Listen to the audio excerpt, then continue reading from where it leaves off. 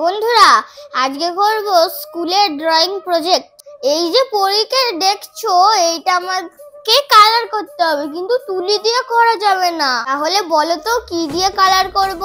বুঝতে পারলে না তো কি করে কালার করতে হবে?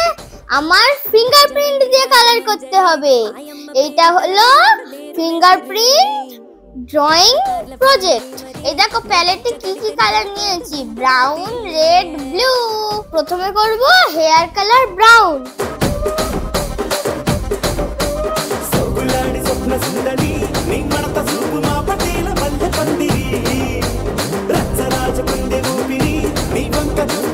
এবার রেড কালার দিয়ে ড্রেস করব।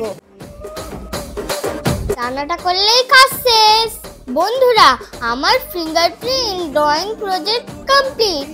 দেখো তো কেমন হয়েছে, বলবে কিন্তু।